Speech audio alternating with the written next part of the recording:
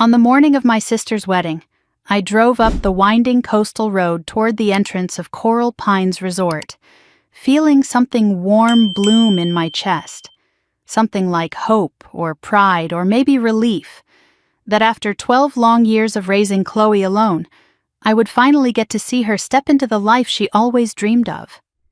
But before my hope could settle, something else caught my eye, a jarring smear of red against the clean white stone of the resort gate. At first I thought it was part of the decor, maybe a sign welcoming guests. Then my heart kicked hard, thudding once twice, and I hit the brakes so abruptly my old sedan lurched. There, hanging on a metal frame taller than me, was a poster-sized printout of my face. A real photograph taken maybe a year ago when I wasn't posing, when I wasn't dressed up, when I was simply me. A diagonal streak of red paint slashed across my face, and beneath it in bold block letters, the words screamed back at me, "Do not let this person in." A security guard stepped forward, arms folded, stance firm. Before I could speak, he repeated those awful words slowly, as if he'd been rehearsing them. "Ma'am, you are not allowed to enter." I lifted my eyes, desperate to find anyone who could explain this cruelty. And that's when I saw her. Chloe, my little sister. Standing on the second-floor balcony in her ivory gown, the gown I paid for, lifting a glass of champagne. She looked down at me, sunlight catching on her veil, and she smiled.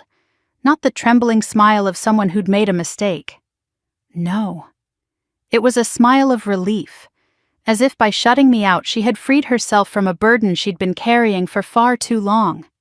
For a moment I couldn't breathe. That smile broke something in me I didn't know was still fragile. I stayed inside the car longer than I intended, gripping the steering wheel until my fingers tingled. The guard waited in stiff silence. I heard people laughing somewhere beyond the gate, music drifting from the reception area, the soft clink of glassware. It felt like another world entirely, one I thought I belonged to today, one I had helped build. "Ma'am," the guard said again, his tone firmer now, "you'll need to turn around. This is a restricted entrance." Restricted entrance. Like I was a threat. Like I was dangerous. I swallowed, my throat dry. There must be a mistake, I managed. I'm the bride's sister. The guard didn't even blink.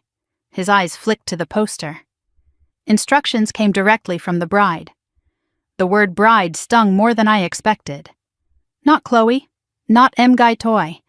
Just bride, someone who no longer belonged to me. Behind him, a group of bridesmaids in pastel silk dresses walked past, giggling until one spotted me. Her laughter died instantly. She leaned toward another girl, whispering, "I thought Chloe said her sister wasn't coming." The other shrugged as if I were a stranger. I stepped out of the car slowly, my legs unsteady. My dress, simple navy blue chosen so I wouldn't outshine anyone, suddenly felt all wrong. I smoothed my hands over my skirt, more out of instinct than purpose. I tried again. "Let me talk to her," I said softly. "Please." The guard lifted his walkie-talkie but paused, shaking his head. Instructions were explicit. No exceptions. The humiliation settled like dust over my skin. Dry. Harsh. Familiar in a way I wished it wasn't. My phone buzzed in my purse. I pulled it out, seeing Chloe's name flash across the screen. A moment of hope flickered. Maybe she'd realized how cruel this was. Maybe she'd run downstairs apologizing. I answered immediately. "Chloe," but the only sound was laughter, distant clapping, the hum of music. She wasn't talking to me. She hadn't meant to call me. Someone must have bumped her phone, or maybe she simply didn't care. I lowered the phone. My fingers trembled, but I forced them still. I wouldn't break down in front of strangers. I wouldn't beg my own sister to let me into a wedding I had paid for. A soft voice spoke behind me. "Are you okay?" I turned to see a young server in a crisp uniform holding a tray of sparkling water. His expression was gentle, apologetic in a way that cut deeper than hostility. "I'm sorry," he whispered, glancing nervously toward the guard. "We were told if we let you inside we might be fired." The words hit with dull force. That meant Chloe had planned this carefully. She didn't panic this morning and act impulsively. No, she had sent instructions. She had given orders. She had rewritten the rules to exclude me entirely. The server hesitated, then added, I shouldn't say this, but she told us you might cause a scene. You don't look like someone who would, but... That's what she said. My heart, already bruised, cracked a little more. Thank you, I whispered, though I'm not sure why. Maybe for his honesty. Maybe for lowering his gaze out of respect when everyone else looked at me like an inconvenience. He hurried away before the guard noticed. And there I stood. Melissa Hawkins, 35 years old, a woman who had worked 2 jobs for most of her 20s to raise a little girl who wasn't old enough to tie her own shoes when our parents died. A woman who had bought the dress that Chloe now twirled in upstairs, who paid for the venue deposit, who covered every invoice that made this dream wedding possible. A woman who somehow had been deemed unfit to stand inside the very celebration she built.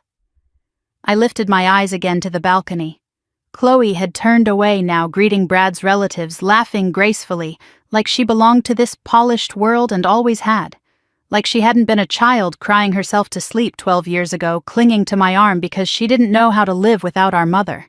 And for the first time since she was 10, she didn't look like my little sister.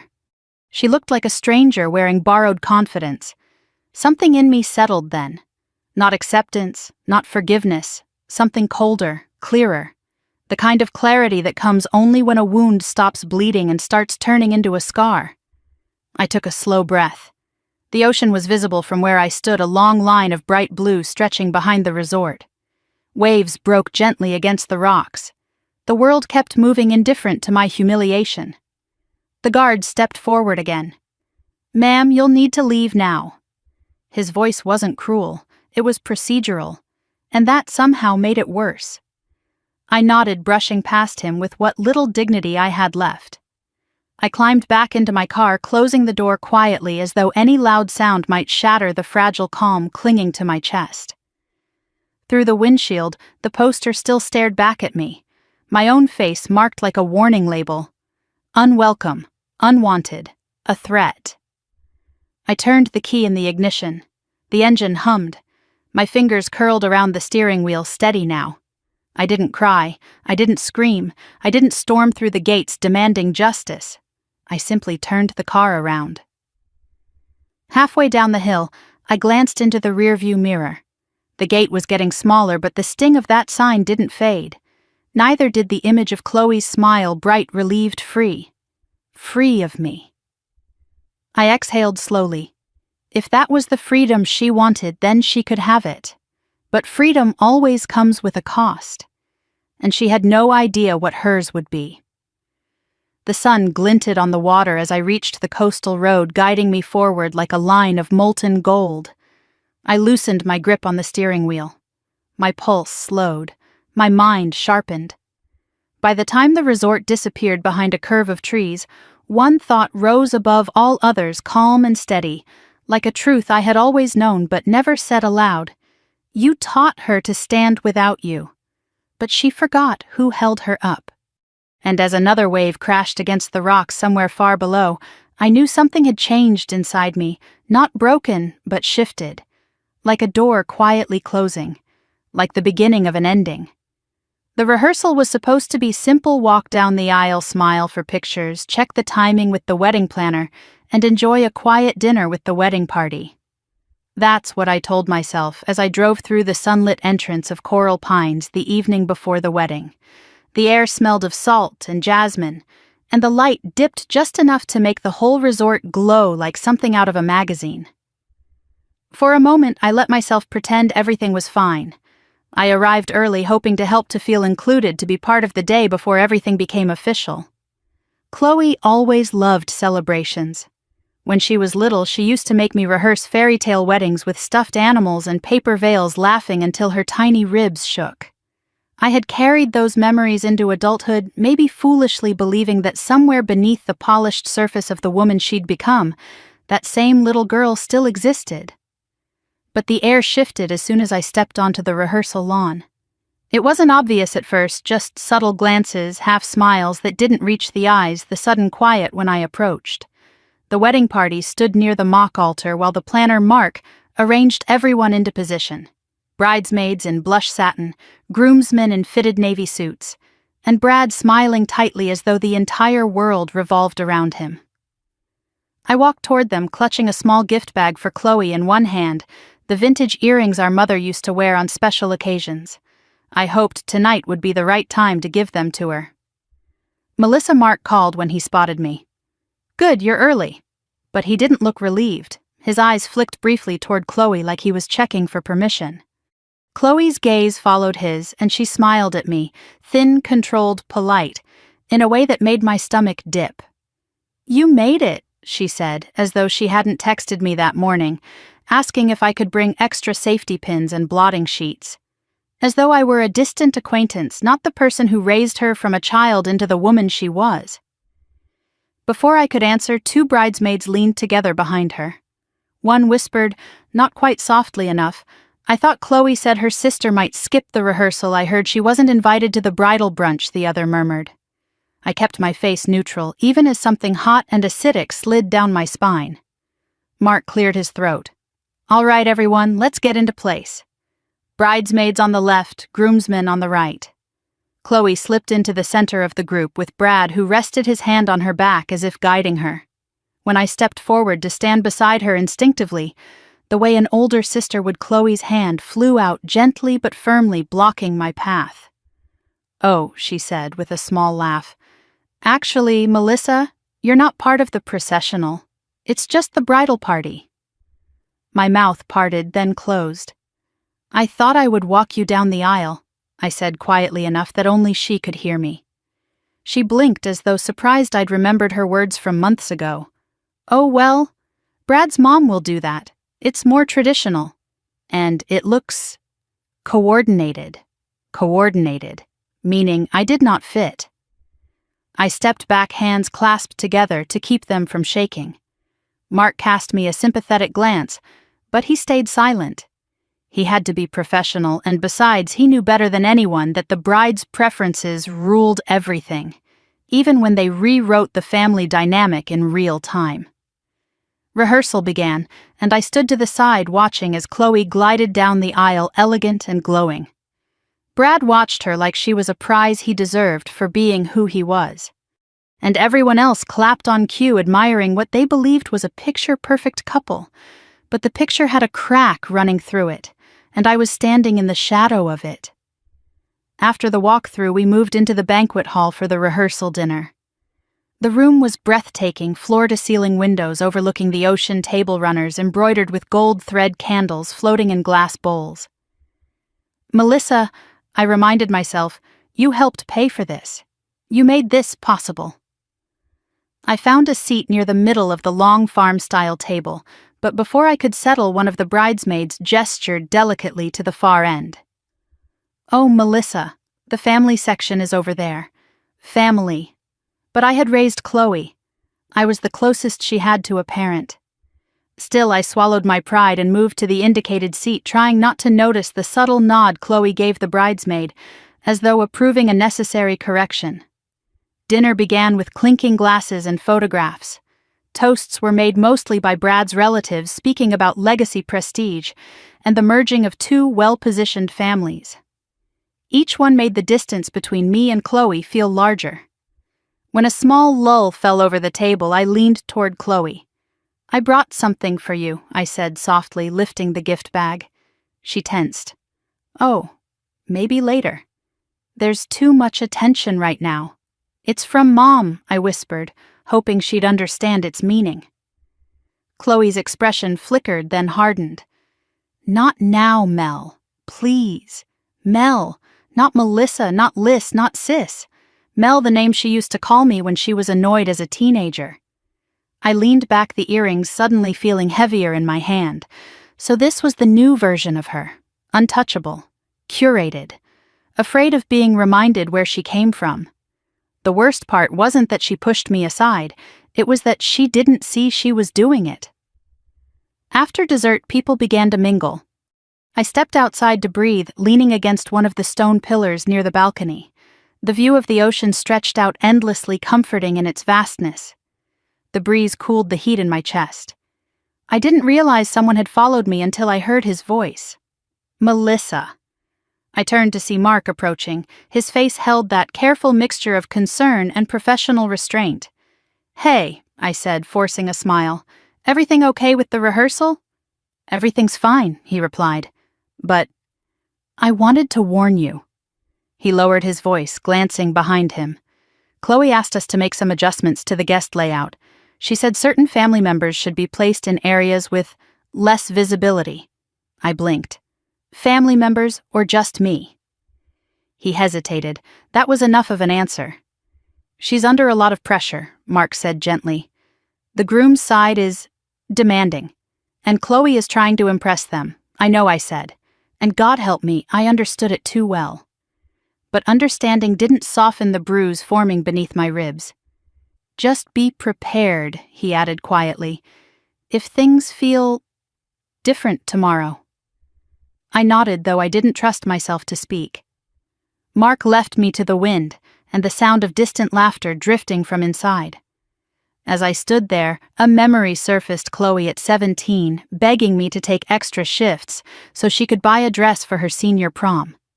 I had worked until my hands ached, and she had danced the whole night away, glowing with happiness. Back then, her smile felt like mine too. Now her smile felt like something I wasn't allowed to touch. When I returned inside, I passed the open door of a small powder room and heard two bridesmaids whispering. "Chloe's sister doesn't match the aesthetic at all," one said. "It's like they're not even related," I know the other replied. "But Chloe said she practically raised herself, so maybe that explains it." A laugh followed. A soft, ignorant laugh that scraped across my nerves. I stepped back before they could see me, my chest tightening. So she was rewriting the story now, cutting me out even from the past. Later, as the rehearsal wrapped and people drifted out to their rooms or cars, I caught Chloe in the hallway. She stood alone, adjusting her bracelet, looking every bit the bride she had always wanted to be. "Chloe," I said, gently stopping in front of her. "Can we talk for a minute?" Her jaw tightened. She glanced down the corridor where Brad waited, then back at me. "What's wrong?" she asked, impatient already. I swallowed. "Are you embarrassed of me?" Her breath hitched, but it was quick, almost invisible. "Melissa, don't start. I'm not starting anything," I said. "I'm asking you, because tonight felt like I was being pushed aside." "Chi," she whispered in Vietnamese, instinctively, something she only did when she slipped emotionally. Her eyes softened, then steeled again. "This wedding is huge. Brad's family is huge. Everything needs to be perfect. And we come from, a different background. I'm just trying to blend things. Blend things, meaning erase the parts of her life she didn't want anyone to see. I'm proud of where we came from," I said. "Well, I'm not," she answered quietly. "Not cruelly, just honestly." And that somehow hurt more. Before I could respond, Brad jogged over, looping an arm around her waist. "Ready, babe?" he asked, barely glancing at me. "Yeah," she said, leaning into him. He looked at me, then giving a small, dismissive nod. "Don't stress her out, Melissa. Tomorrow's a big day." Chloe didn't correct him. I stood there as they walked away, her head on his shoulder, the two of them glowing in the hallway light, perfect from the outside. Like a painting. And like most paintings, the beauty was only surface deep. Outside in the parking lot, the night air felt heavier. I sat in my car for a while, listening to the engine tick as it cooled. My hands rested on the steering wheel, but I didn't start the car yet. Something inside me was unraveling slowly, thread by thread. My phone buzzed a message from Mark. "Timeline finalized for tomorrow. Just a heads up. There may be changes. Please arrive on time. And Melissa, don't take anything personally tonight." I stared at the screen for a long moment. Don't take anything personally. The problem was everything about today had been personal. When I finally drove away, the resort lights faded behind me, leaving the dark road ahead. I kept my eyes forward, but the bruised feeling in my chest stayed with me all the way home. Tomorrow was the wedding. And somehow I felt less like the sister of the bride, and more like someone holding a ticket to a show she wasn't sure she still wanted to attend. The morning of the rehearsal dinner had already left a bruise on my heart, but the next day carved lines deeper than I expected. I arrived at Coral Pines early again, stepping into the courtyard where staff arranged chairs and adjusted floral arches under the soft golden sunlight. Everything looked perfect: lavender roses, ivory ribbons, crystal lanterns swaying lightly in the coastal breeze. A scene meant for fairy tales, for happiness, for sisters.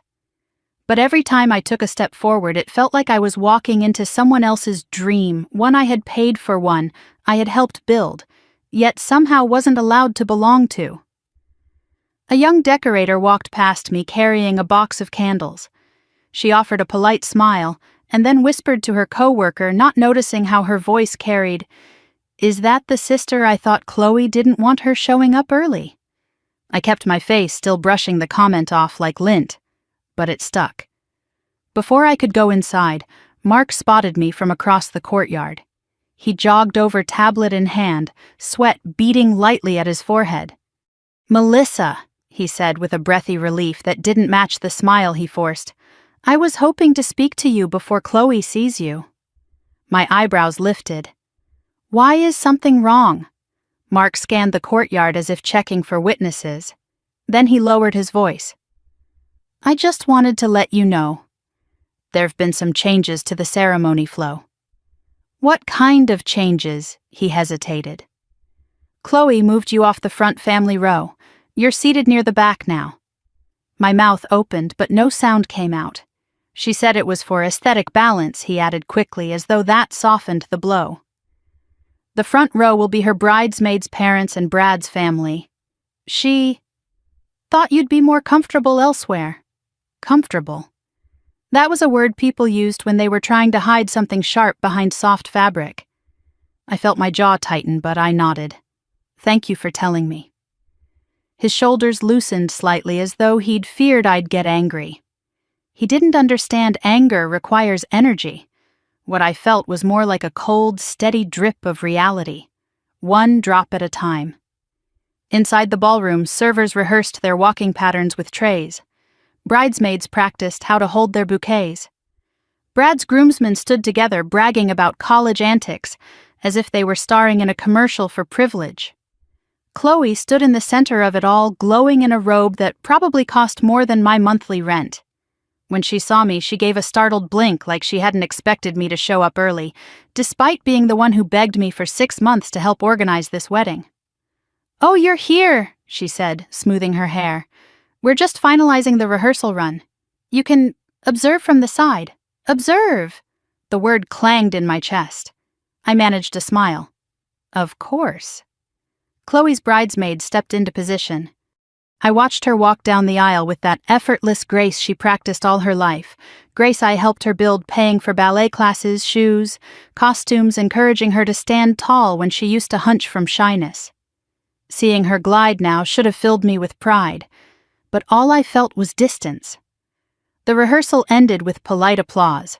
Chloe hurried off with her maid of honor to check her makeup. Brad approached me instead, hands in his pockets, shoulders squared as if bracing himself. "Melissa," he said stiffly. "Thanks for coming." Something in me bristled at the phrasing. Thanks for coming. Not thanks for paying, not thanks for making my fiancé's dream wedding possible, just coming. "You must be excited," I replied. He shrugged. "A lot of pressure. You understand." Did I? Chloe was not supposed to be pressured by me. She was supposed to be lifted by me, but lately I'd become the shadow she tried to outrun. Brad glanced toward the entrance. "Listen, Chloe's been stressed about everything being perfect. Family dynamic appearances, all of it.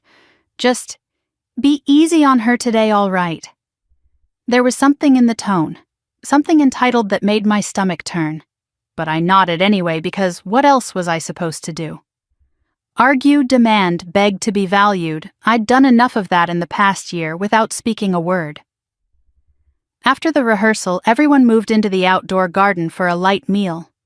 White canopies fluttered overhead, and the tables were arranged with hand-painted menus. I designed myself when Chloe wanted something unique and upscale. Guests hadn't arrived yet, so the wedding party had space to wander and mingle. I approached Chloe again to ask about giving her mom's earrings, but she cut me off before I got a sentence out. "Not now, Melissa," she said softly but firmly. "People are watching. There was no one watching, no one within 10 feet of us." But in Chloe's mind there was always someone whose approval mattered more than mine ever did. I stepped back, swallowing the ache rising in my throat. Of course. She nodded and hurried off again, leaving me standing beside a table decorated with orchids and tiny gold butterflies. Behind me I heard 2 bridesmaids whispering. "She dresses so," Normal one said. "It's sweet though," the other replied half-heartedly. No, Chloe told us she hates that her sister never tries to look classy for events. I closed my eyes. The comments weren't even cruel, they were thoughtless, tossed out like confetti that stuck to the ground and stained. Inside the ballroom again, Mark motioned for me to join him near the service hallway. When I approached, he lowered his voice. "I shouldn't say this," he began, "but I think you deserve a heads up." I braced myself. "Chloe told the team that you're invited out of obligation. She didn't want us to rely on you for anything today." A bitter laugh slipped from me before I could stop it. "Obligation," I repeated the word, marking another slice in an already frayed thread. "I raised her." "I know," he said softly. "I know you did." For a moment the noise of the ballroom faded. All I heard was the echo of 12 years of packed lunches, school pickups, late-night homework illnesses, heartbreaks, whispered reassurances in the dark after nightmares. Obligation. Sure. Mark touched my elbow gently. Tomorrow might be a little unpredictable. I'm just saying be prepared. Thank you, I whispered. He stepped away when someone called his name, leaving me alone with my thoughts sinking like stones. Later, when the photographer called everyone outside for a sunset group photo, I didn't move fast enough.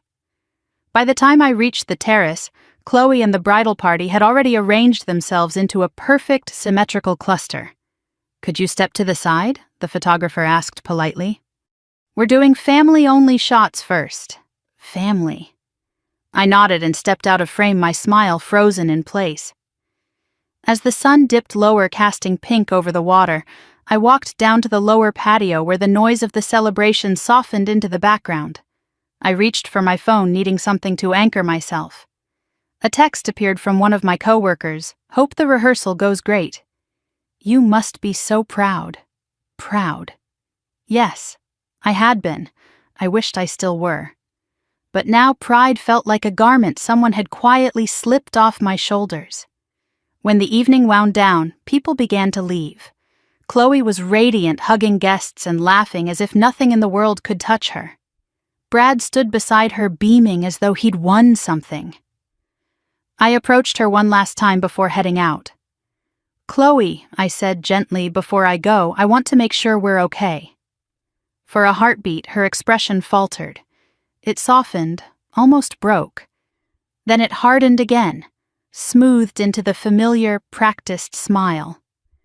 "We're fine," she said. "Just don't overthink things. Tomorrow will be perfect. Perfect for whom I didn't ask. I didn't argue. I didn't cry." I simply nodded and walked away, my heels echoing on the stone tile as I stepped into the cool night air. Once inside my car, I closed the door and let the silence settle like a blanket over a bruise.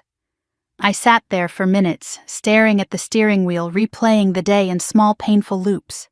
The comments, the distancing, the rewriting of our history, the shifting seats, the way Chloe looked at me like someone she needed to manage instead of love. My phone buzzed again. This time, it was a message from Mark. "Timeline is locked. Some updates were finalized after you left. Don't be surprised by minor changes tomorrow. Try not to take anything personally." I leaned back against the seat and exhaled slowly, the coastal breeze drifting through the cracked window. The stars above seemed faint, as though even the sky was pulling away into some unreachable distance.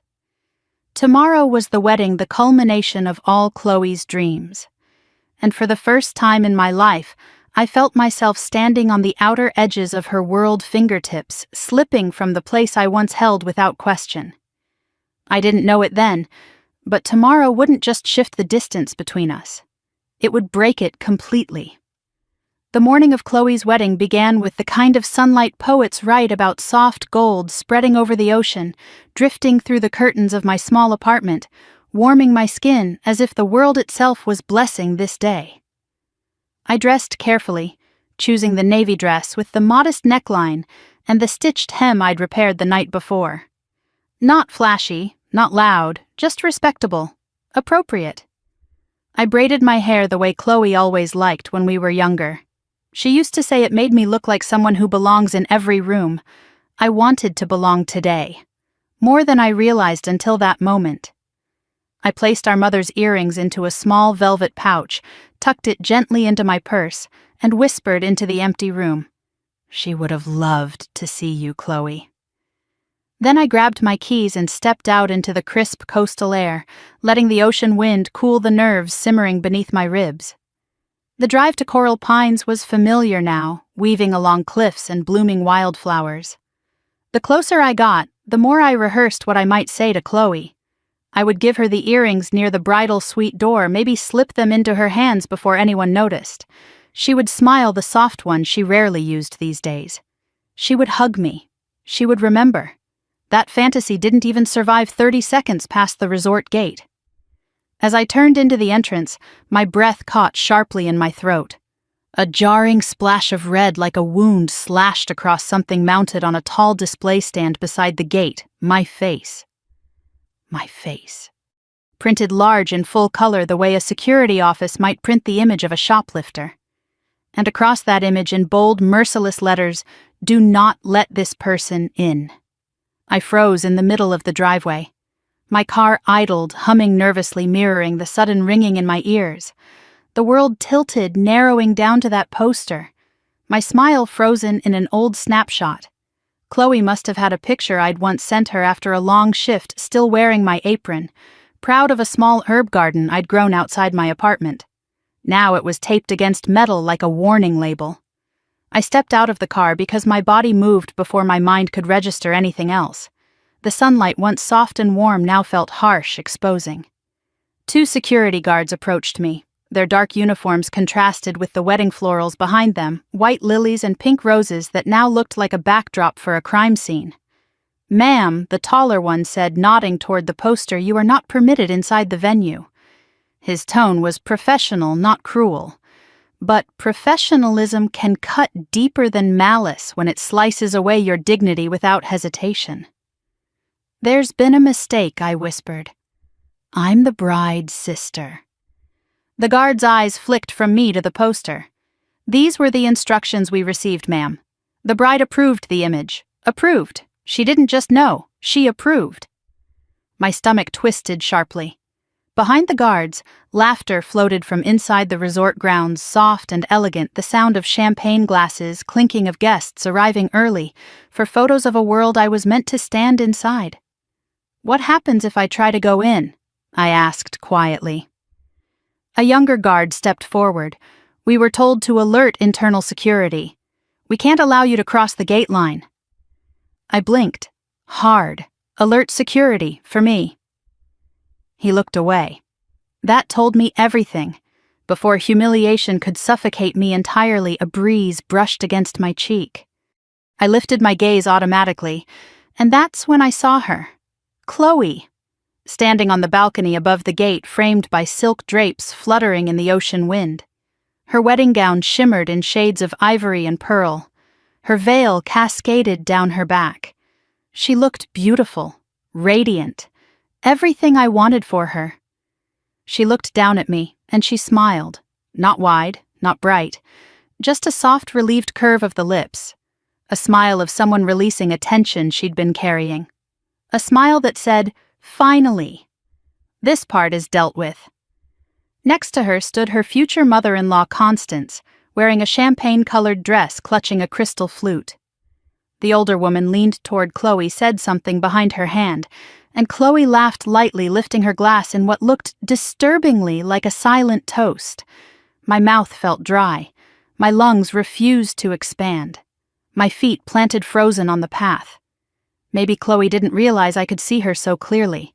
Or maybe she did, and that made the smile sharper. It took every ounce of strength I had not to collapse in on myself, not to let the pain spill out in sobs that would only prove their assumptions about me. My phone buzzed inside my purse, startling me. Reflexively, I pulled it out and saw Chloe's name. For one hopeful breath, I thought she was calling to explain, to apologize, to fix this. I answered. Chloe. But the line was filled only with laughter and clinking glasses. No voice, no words directed at me. She had called me by accident. She didn't even know she dialed. I hung up slowly, my hand trembling as I returned the phone to my bag. Behind me, a group of early guests approached the gate. They slowed when they saw the sign. One woman squinted at my photo, then at me, and whispered loudly enough for everyone, including me, to hear, "Isn't that the sister Chloe said wasn't coming? The one who might cause issues?" I felt heat rise to my face, but it wasn't embarrassment. It was clarity. The kind that slices straight through denial. One of the guards coughed gently. "Ma'am, we'll need you to turn around now." I turned toward my car, forcing my numb legs to move. But before opening the door, I paused. Something inside me, something old and long, ignored, shifted. I reached for the velvet pouch in my purse and held it for a moment, feeling the earrings inside. Mom's earrings. Chloe would never wear them now. Not with a man whose family believed wealth equaled worth. Not with a woman who wanted to erase everything that made her real. On the gravel near my tire, a small envelope lay half-crushed. One of the decor staff must have dropped it earlier. I bent down, picked it up, and realized it was addressed to me. When I opened it, a folded invoice slipped out, one of the many bills I had been handling for the event. Floral design, lighting, linen rentals. My name was listed as the billing contact. Of course it was. I had paid half already. The remaining balance sat waiting for approval. Waiting for me. Not for Chloe. Not for Brad. For me. I straightened slowly, the ocean wind lifting strands of my hair, as if to clear the fog clouding my mind. If they could plan to erase me from the biggest day of Chloe's life, then I had every right to erase myself from their expenses, from their assumptions, from their entitlement. Without another glance at the balcony, at Chloe's smile, at Constance's approving nod, I opened the driver's door and slid inside. I didn't cry. Not because it didn't hurt. Not because I didn't deserve to. I didn't cry because tears were a luxury I refused to waste on people who taped my face to a gate like I was a threat. As I turned the car around, the guards stepped aside. The poster remained behind me, growing smaller in the mirror until it disappeared entirely. The farther I drove, the clearer my thoughts became. The truth settled into me with a devastating calm. They didn't just shut me out. They ended something. A chapter. A role. A version of me that existed only to support Chloe, even when it cost me pieces of myself. By the time the coastline stretched beside me, waves crashing softly against the rocks, I knew one thing for certain. If Chloe believed her wedding would shine brighter without me, she was about to learn what her wedding looked like without my support.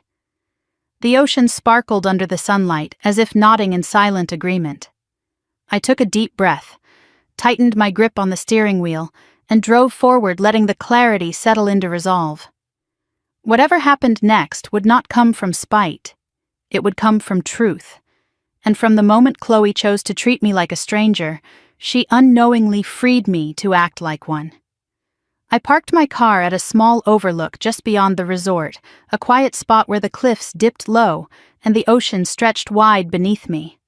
I stepped out, letting the salty wind push through my hair, letting the roar of the waves drown out the echo of Chloe's smile, the same smile she'd given me from the balcony, as security guards blocked my path, like I was some kind of threat. For a long while, I didn't move. I just stood there, holding my purse against my chest, as though the small weight of it could anchor me to something solid. The pain had been sharp at first, like a shard of glass under my ribs, but now it had settled into something colder, something steady, something that didn't tremble or cry or beg. I reached into my bag and pulled out the crushed envelope, the invoice that had dropped by my car tire. The wind tugged at it, but I held fast, reading each line slowly.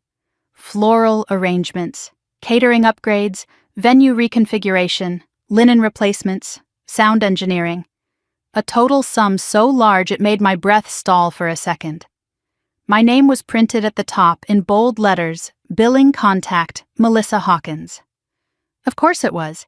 Every check, every deposit, every payment schedule my hands had put it all in motion. My savings, my overtime hours, the money I'd intended to use someday for a home of my own, it all sat in the bones of this wedding, a wedding I was forbidden to enter. I laughed softly, a sound that carried no humor, only disbelief. The ocean answered with another wave crashing against the rocks, its spray catching the light. My phone buzzed again. Another call from Chloe. I didn't answer. She didn't want to talk to me, not really. If she had wanted to explain, if she had wanted to soften the cruelty of that sign, she would have run down the stairs the moment she saw me at the gate. She would have shouted for security to stop. She would have ripped the poster down with her bare hands. Instead, she raised a glass. I let the phone ring until it stopped, then slid it back into my purse with a calmness that almost frightened me. Clarity often feels like anger stripped of every illusion. I stared at the sea a while longer before pulling out my contact list. My finger hovered over a name I hadn't thought about beyond logistics, Mark Redford. Mark who had warned me quietly. Mark who had looked at me yesterday as though he knew something might break. Mark who had worked for me, once my student, my shadow, my loyal assistant during those grueling years at the restaurant. If anyone would understand protocol, it was him. I pressed call. He answered on the second ring, his voice breathless with noise behind him, the clatter of plates, the hum of guests, the distant swell of wedding music. Melissa, where are you? We were expecting you a while ago. I won't be coming, I said. There was a pause long enough for the ocean wind to fill the space between us. What do you mean you're not coming? The ceremony starts in less than 2 hours. I inhaled deeply, letting the truth settle into the shape of my spine. Mark, I'm withdrawing from the event. The event, he repeated. What does that mean? It means, I said with a steadiness even I couldn't believe the sponsor is pulling out. In the background, something metal clattered. I imagined Mark stopping mid-stride comprehension, cutting through his confusion like a blade. Melissa, he whispered, are you sure? Yes. But if you withdraw, I know exactly what happens. I cut in, my voice low. Implement the protocol. He didn't respond immediately. I heard a muffled voice asking him about champagne delivery, then his sharp reply. Hold for a moment before he returned to me. This will dismantle everything, he said quietly. It will shut down the service. It's already been dismantled, I replied. Just not on your end yet. He exhaled shakily. Tell me what to do. Switch to paper service, I instructed. Suspend open bar, hold all premium alcohol until payment clears, stop circulating appetizers. Kitchen can prepare orders only after they've been charged. And the wine cellar, he asked. Locked, I said. Everything in that reserve is under my name. Another pause. Then understood. His professionalism returned crisp and efficient. My training lived in him even after all these years. Mark, I added before he could hang up. Chloe knows I paid for the wedding, doesn't she, Melissa? His silence was my answer. Just say it. No, he said finally. She doesn't. She told the groom's family it was all her, that her side of the family had substantial funds. His voice dropped. She used the word legacy. Legacy. Built on the back of my sacrificed 20s and 30s. Legacy made from my exhaustion, my double shifts, my refusal to let her end up in foster care. I closed my eyes. Thank you, Mark, I murmured. I'm sorry, he whispered. You have nothing to be sorry for. The call ended. For a moment, I simply sat in the driver's seat and stared out at the water. The waves kept rolling relentless and unbothered, as if teaching me something about endurance, about how life moves even when people try to push you out of their shoreline. I didn't want revenge. I didn't want a spectacle. I wanted balance. I wanted truth. I wanted to stop bleeding for someone who had long stopped seeing me as anything but a stepping stone. My hands no longer shook. I drove until I found a stretch of beach quiet enough for a lone figure to stand unseen. Parking along the sand, I stepped out and walked barefoot toward the water's edge, the cold ocean licking at my ankles like a reminder that I was still alive, still capable of choosing what happened next. Another wave pulled at the sand beneath my feet, dragging grains away in a slow, inevitable pull. It felt like a metaphor. I sank into the sand, hugging my knees, letting the wind wrap around me like an old friend. The pain hadn't vanished. It lingered but quieter now, muted beneath a steady thrum of resolve. My phone buzzed again. Brad. I ignored it. Another buzz. Constance. I ignored that too. Then Chloe. I watched her name appear and disappear like a heartbeat on a monitor. Why now, I whispered to the screen. Why only when you need something from me I pressed decline? If she wanted a wedding without me, without my presence, without the history that shaped her, she could have one. But she would also have one without my funding. The sky above the ocean stretched wide and open, a vast horizon that reminded me the world was bigger than this betrayal, bigger than Chloe's shame, bigger than the hollow space where my hope had been this morning. I stood slowly, brushing sand from my legs, and walked back to my car. As I slid into the seat, a strange calm settled in me, solid, sharp-edged, unshakable. For 12 years, I carried Chloe. I fed her, clothed her, fought for her. I gave her the childhood she deserved. I paid for the life she wanted. And in less than 12 seconds, she had erased me at the gate of her perfect little world. Well, now she could see what her world looked like without me holding it up. I turned the key in the ignition. The engine hummed to life, smooth and obedient. I stared ahead at the winding road, then at the sliver of the resort peeking out between the trees. "If you think removing me makes your life shine brighter, Chloe," I murmured softly, "let's see how bright it is without the lights I paid for." I put the car in drive. Behind me, the ocean crashed in approval. Ahead of me waited the quiet storm I had just unleashed, one I had no intention of stopping. And for the first time in a long, long while, I didn't feel powerless. I felt free. The first sign of trouble wasn't the silence. Not yet. It was the music, stuttering, not stopping, just glitching like a scratched CD right in the middle of the string quartet's rendition of Canon in D. Guests were seated beneath the floral canopy, fanning themselves lightly, as servers floated around with champagne flutes. Everything looked perfectly timed, perfectly polished, perfectly expensive. And then the speakers crackled, the violinist hesitated, and the music died altogether with a dull pop. People glanced up in confusion. A woman in a glittering silver shawl frowned. "Is this part of the program?" Her husband shook his head. "Certainly not. This is a wedding, not a sound check." Servers halted mid-step their trays, hovering awkwardly in the air. One of them, a young man with freckles, froze right beside a guest reaching for champagne, then quickly pulled the tray away. "Excuse me," the young server murmured, "we're momentarily pausing bar service." The guest blinked. "Why, this is an open bar." "Yes, ma'am, but bring it back," she snapped, waving him away. He didn't move. "I'm sorry, I can't." Across the garden, confusion rippled like a wave. The atmosphere lost its glossy sheen. People whispered, brows furrowed, shifting in their seats. And then, as if on cue, several servers shuffled toward the tent exit trays, lowered eyes fixed forward with the trained blankness of staff under strict orders. That was the moment the wedding began to fall apart. Inside the bridal suite, Chloe was adjusting her veil in front of a mirror framed in orchids. Her bridesmaids fluttered around her like pastel butterflies. Her maid of honor, Lila, rushed in breathlessly. "Chloe, something's wrong out there." Chloe didn't turn. "What do you mean wrong?" The music stopped, Lila said. "And servers are pulling champagne off tables." Chloe rolled her eyes. "It's probably a timing reset for the ceremony." "No," Lila insisted. "It looks serious."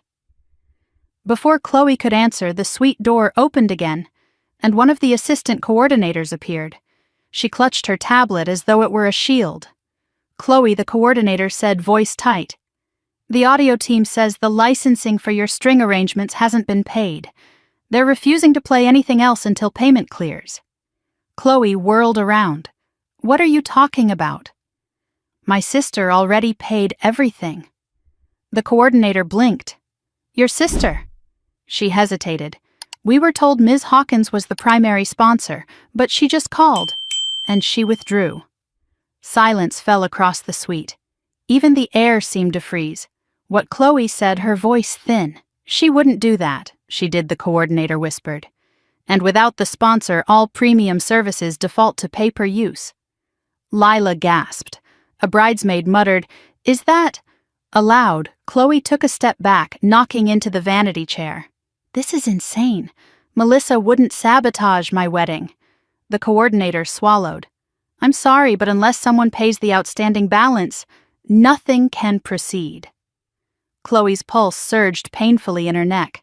Where's Mark? I want Mark. He's managing the transition, the coordinator said, already backing away. I'll send him here. She left in a hurry, leaving a room full of stunned bridesmaids staring at Chloe as though expecting her to fix everything. Chloe's hands trembled as she reached for her phone. She tried calling me. When it went straight to decline, her breath hitched. No, she whispered. No, she just needs a minute. She'll answer. She tried again, declined. Again, declined. Her reflection in the mirror blurred. This was not how the morning was supposed to unfold. Downstairs in the reception tent, Mark stepped into the center aisle with the posture of a man bracing for a tidal wave. He had switched out his clipboard for a sleek black tablet, the one containing all the emergency protocols I had once drilled into him when he worked under me. He tapped his earpiece. Stage crew halt all performance. Bar staff suspend premium beverage service. Catering stall all outgoing dishes. Charge by order only. Servers around the tent nodded sharply. A wealthy-looking guest waved a hand at him angrily. Young man, why isn't the champagne being served? This is a disgrace. Mark bowed politely. My apologies. Due to a change in the sponsorship arrangement, we are required to switch to a pay-per-service model. What the man sputtered. This is absurd. Who's paying for all this? Before Mark could answer, another guest chimed in. Didn't the bride's family cover everything? That's what she said last night. Someone else whispered. Maybe they couldn't afford it after all. Brad's uncle, a large man with a booming voice, stood abruptly. Where is the bride? We demand clarification. Guests murmured louder, now echoes of disapproval gathering like storm clouds. Brad appeared then, his jaw tight. He strode toward Mark, grabbing him by the arm before lowering his voice. What the hell is going on? We no longer have a sponsor, Mark said calmly. What do you mean? Brad hissed. Chloe told me her sister had it all covered. She told me her family had money. Mark raised both brows. Sir, all invoices, all signatures, everything for this event, it's all under Melissa Hawkins. She has withdrawn her financial support. Brad staggered back a step as though struck. My God, Brad muttered. She said her family came from old money. Mark blinked. They were struggling when she was a child. Melissa worked 2 jobs to raise her. Brad's face went pale, and then red, and then furious. Upstairs, Chloe paced the suite, her veil trailing behind her like a broken ghost. Where is Brad? Why isn't he here? Maybe he's handling the situation, Lila offered weakly. And why isn't anyone playing music? Another bridesmaid asked. Shouldn't we be taking photos? Chloe clenched her jaw. I will fix this. She pushed through the door and practically flew down the stairs toward the tent, clutching her dress to avoid tripping. The moment she stepped inside, the whispers swarmed around her. That's the bride, ask her. She said her sister was rich. No, I heard her family was poor. Who pays for a wedding and then disappears? She must have lied. Chloe's breath came shallow and rapid. She spotted Brad standing near the head table, his hands braced against the back of a chair. When he looked up at her, there was no warmth in his eyes. Only suspicion. Only anger. She rushed to him. Brad, thank God. There's been a misunderstanding. Melissa misunderstanding, he cut in sharply. You told me your sister was paying because your family had money. No, I said, Chloe faltered. I said she had everything handled.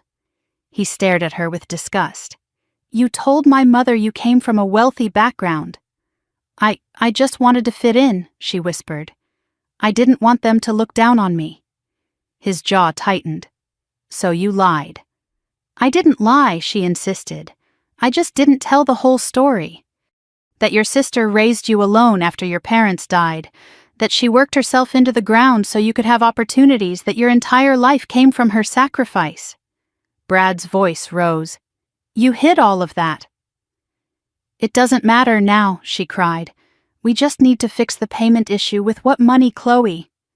You said Melissa had it. She will pay. She always does, Chloe said desperately. There was a hush behind her as several guests leaned in. Brad stepped back, shaking his head. Call her. Chloe's hands shook as she dialed again. The phone rang once, twice, decline. Her knees wobbled. She's probably driving, she said weakly. Or she's done with you, someone muttered behind her. The words were quiet, but they struck like an axe. The tension in the tent thickened as more staff left their stations collecting linens and returning unused glasses to crates. The guests, offended and confused, began drifting toward the exits. This is ridiculous. I'm leaving. My shoes are ruined and I haven't even gotten a drink. What kind of family doesn't pay their bills? Shh. Don't say that. Why? It's embarrassing. Chloe spun in place, tears burning behind her eyes. Please, she called out. Everyone please stay. We're just having a small delay. But no one listened. Servers pulled centerpieces off tables. The lighting crew dimmed the chandeliers one by one. The DJ turned off his console and unplugged cables with clinical efficiency. It was the quietest implosion I had ever orchestrated. And I wasn't even in the room. Brad moved closer to Chloe, lowering his voice, but not his volume. Do you have any money at all? She shook her head helplessly. My God, he said, running a hand through his hair. My mother will destroy me for this. Brad, please don't leave me, she cried. He didn't answer. He didn't have to. His silence was devastating. Chloe stumbled backward, gripping the edge of a table as her dress snagged on a loose nail. The entire structure shook, and a glass vase tipped, shattering against the floor. Guests gasped. A bridesmaid stepped away from Chloe as if proximity alone might stain her image. The wedding had officially collapsed. And Chloe was finally realizing she had built her new life on a foundation she'd never acknowledged, the foundation I had given her. Far away at the overlook, I watched the waves rise and fall, unaware of every detail, but intimately aware of the storm unfolding. I didn't need to see it. I knew exactly how these things unraveled when someone pulled the money thread holding the tapestry together. I leaned against the hood of my car, arms folded, and whispered, not in victory, but in truth. You wanted a wedding without me, Chloe. Now you have one. The ocean crashed softly in reply, and I closed my eyes, letting the wind wash away the last remnants of the sister I had been. Tomorrow, everything would change. But today, justice had only just begun. Brad's voice was the first thing Chloe heard after the crowd began to thin, a sharp, angry sound that cut through the tense, fading chatter. She spun toward him, her veil swaying, her eyes wide with desperation. Guests were scattering like startled birds, whispering behind manicured hands, while servers quietly dismantled what was supposed to be the happiest day of her life. Brad, she choked out, reaching for him. I can explain. Explain what he demanded, stepping back so her fingers grasped nothing but air. That your entire image, your background, your money, everything you told me was a lie. I didn't lie, she said quickly, shaking her head so hard her earrings trembled. I just didn't tell you everything. That's called lying, Chloe. His voice rose, drawing more curious glances. You told me your family was stable. You said your sister was comfortable and would cover everything as a gift. You made it sound like this wedding would be seamless because you had resources. I do, she insisted. I had Melissa. She always. Exactly, he snapped. She's not you. She's not your bank account. She's not your inheritance. The word inheritance landed like a punch. Chloe's throat tightened. I didn't think she would pull out. I didn't think she'd ever leave me like that." Brad let out a harsh laugh. "Well, she did. Because you clearly treat her terribly." A few bridesmaids exchanged wide-eyed looks. One whispered, "He's right," before slipping out of the tent. For the first time since arriving, Chloe truly saw the space around her not as a stage for her dreams, but as the aftermath of a disaster. Chairs half-stacked, centerpieces gone, table linens folded away, music equipment unplugged, guests squeezing past each other to leave early muttering complaints about poor planning, about embarrassment, about wasting their morning on a wedding that crumbled before it began. Her wedding. Her carefully curated, meticulously crafted, obsessively designed wedding. And all of it slipping from her fingers like dry sand. Chloe turned back to Brad, trembling. "Please listen to me. I just wanted to fit into your world. I didn't want your family to think I was poor." Brad finished, eyes narrowing. "Unworthy." She swallowed hard. "Yes," he scoffed. "You should have worried about being honest before worrying about being impressive." "My mother is livid. She said your behavior is humiliating." At the mention of Constance, Chloe flinched. "Where is she?"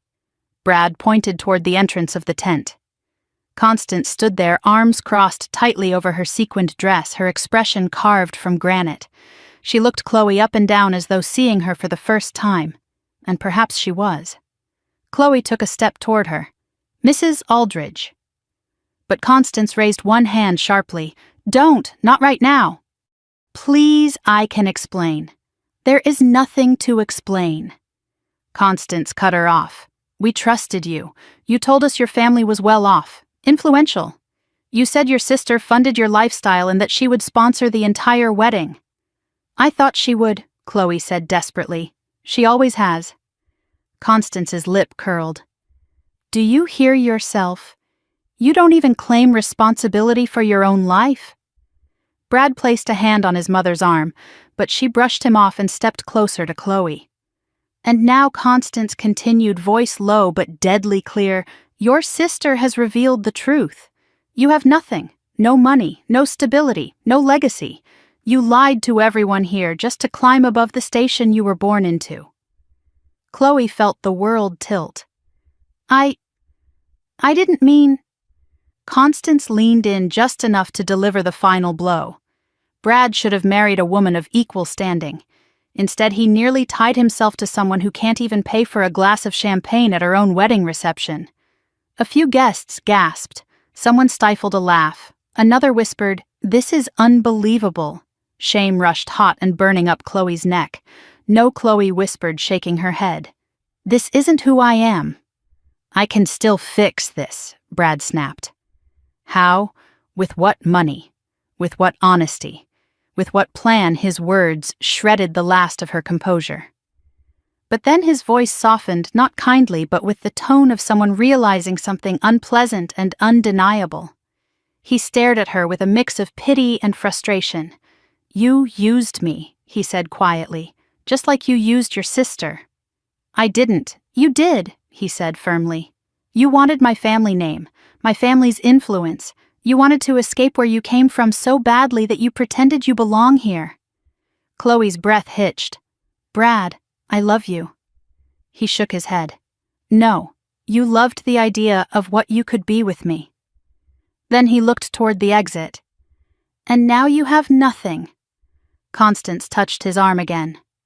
"Brad, let's go. We shouldn't be here when the staff demands final payment." Chloe reached out, clutching Brad's wrist. "Don't leave me, please. We can figure something out together." He pulled his hand away. "No, you figure it out. You put yourself here." And with that, Brad turned and walked away. Constance followed, heels clicking sharply against the wooden floor as if punctuating each of Chloe's failures. Guests parted for them, whispering, some sympathetic, others judgmental, most simply eager to avoid the emotional wreckage happening in front of them. For a moment, Chloe stood frozen, a statue of white silk and shattered pride. The air around her felt tight, suffocating. A few final guests hurried toward the exit, avoiding eye contact. She was alone in the middle of an unfinished wedding. Not the fairy tale she envisioned. not the triumph she wanted. Just an empty room holding the consequences she never thought she'd have to face. A soft voice broke the silence. "Si, Chloe." It was one of her younger cousins, a girl of 15. She stepped forward uncertainly, hands clasped in front of her. "Do you need help?" Something inside Chloe cracked. Her legs buckled. "I don't know," she whispered. "I don't know what to do." The girl hesitated, then hugged her awkwardly before hurrying out to join her parents. Chloe sank into a chair, careful not to tear her dress but unable to stop shaking. Her phone buzzed from within her veil. She snatched it eagerly, but it wasn't me calling her back. It was a notification. Bank alert transaction declined. Chloe stared, confusion clouding her expression. Then another buzz, another alert. Credit limit exceeded, insufficient funds. She felt sick. She had tried to use her card earlier for a brunch deposit. She thought it was a system error. It wasn't. The alert was real, and it meant she didn't even have enough left to cover a hotel room for the night. She pressed her palms to her forehead, fighting a rising wave of panic. "Melissa," she whispered into the quiet, hollow space around her. "Please answer. Please." She dialed me again. "Decline." She tried again. "Decline." Her voice cracked. "Please don't do this to me. I need you." But need was not the same as love. And love was not what she had offered when she taped my face to a gate. She stood slowly, tugging her veil away harshly, dragging it across the floor like a defeated flag. Her dress, once pristine and shimmering, felt heavy, now suffocating. The perfect symbol of everything she had tried to become. Everything she wasn't. Everything she had betrayed. When she finally stepped outside the tent, she saw the last few guests leaving the grounds. 2 servers rolled away the dessert tier. A florist wheeled carts of unused arrangements back toward a van. The lighting crew was already dismantling the arch she'd requested last minute, the one I paid extra for, because she said it reminded her of a flower tunnel she'd always wanted to see in Japan. "Wait," she whispered. But they didn't wait. They couldn't. The event was over and nothing belonged to her anymore. She stumbled toward the driveway. A valet approached politely. "Miss, do you need your car brought around?" She shook her head helplessly. "I didn't drive." "I came with." She swallowed hard. Never mind. Her feet carried her forward on instinct alone. She felt the sand of the path shift beneath her heels as she approached the front gates. And there it was. The poster of my face still hung there. The red slash across it. The words, "Do not let this person in." The decision she made, the cruelty she chose, the moment her wedding began to die. She crumpled forward, hugging herself as tears blurred everything. "Melissa."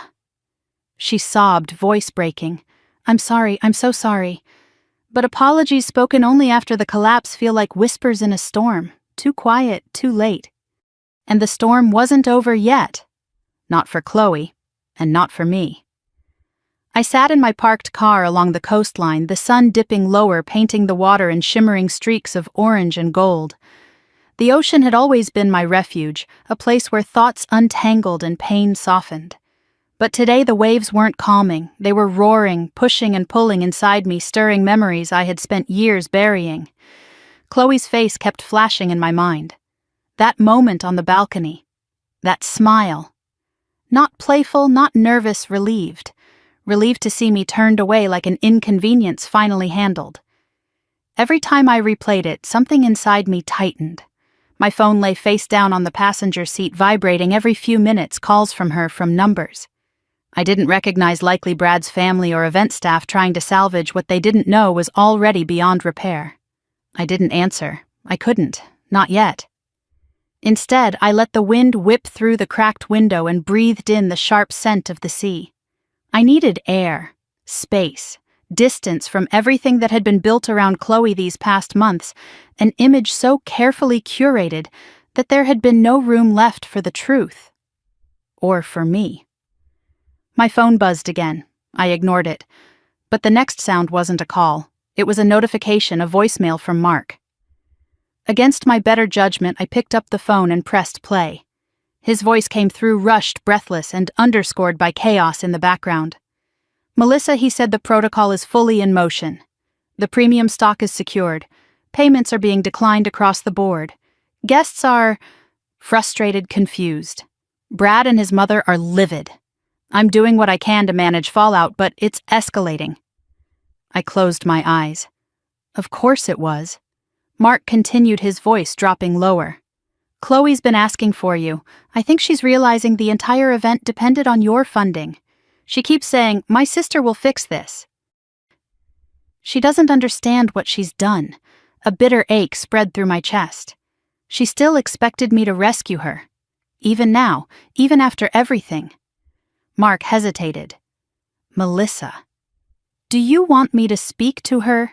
Should I tell her anything on your behalf? I ended the voicemail before he finished. I didn't owe Chloe an explanation. Not after being treated like a liability, like something to hide, to erase. I had spent more than a decade being her anchor, but anchors eventually rust when dragged through enough storms. The wind shifted, lifting strands of my hair, pulling me back into myself. For the first time in hours, I felt the steady drum of clarity in my chest. The same clarity I used to make hard decisions when Chloe was little, choosing bills over sleep, food over comfort, responsibility over rest. A new message popped up, a long one, from a number saved years ago under social worker, case past due. My heart dropped. I hadn't thought about her in years. I opened it. Melissa. I hope this reaches you. I heard through an old colleague that Chloe is getting married today. I always admired what you did for her, raising her alone after everything. But I wanted you to know something important, something you never allowed yourself to hear back then. My pulse quickened. You deserved better support. You were only 23 when you took her in. You were a child raising a child. And Chloe, she loved you. But she also relied on your strength so completely she never had to develop her own. My breath caught. If she's pushing you away now, it isn't ingratitude alone. It's fear. Fear that she can't stand without the sister who always saved her. You've done enough, Melissa. More than enough. I stared at the words, stunned. Memories tumbled forward. Late nights with Chloe curled into me, crying after nightmares about our parents. Her clinging to my shirt when the adoption counselor introduced the idea of guardianship. Her first day of school when she whispered, "Don't leave me," even though I had to be at work. Her teenage years, angry, defensive, rebellious, screaming. I was ruining her life every time I tried to guide her. Her first heartbreak when she came home devastated and said, "No one will ever take care of me the way you do." Maybe that was the root. Maybe she never learned how to exist without me holding her world together. And maybe today she tried to cut that cord the cruelest way possible before I could ever cut it myself. I placed my phone on the dashboard and let my head fall back. Was I wrong for pulling out so abruptly? Was I cruel? Was I retaliating? I had been invisible to her for months, useful only as a checkbook. And today she made that official by banning me from her life in front of 2 security guards and a balcony full of guests. If she couldn't see the difference between support and servitude, then stepping back wasn't cruelty. It was necessity. My phone buzzed again, this time a text from Mark. Chloe fainted. My breath hitched. I sat upright instantly. Another message followed before I could react. She's awake now, just shocked. She tried calling you. She keeps saying she didn't mean it. Thought the sign was just temporary, decorative. Some twisted joke someone convinced her was normal. I inhaled slowly. Decorative. Temporary. Someone convinced her. Constance, of course. I read the next message. Brad left. His family left. Half the guests left. Chloe is alone. She's asking for a ride home. A ride home. As if nothing had happened. As if today hadn't torn something open between us that might never fully close. My fingers hovered over the reply button. I didn't type. Not yet. I needed to breathe, to think, to step away from the emotional pull Chloe always had over me. A seagull flew past its wings, slicing through sunlight, and for a moment I envied its freedom.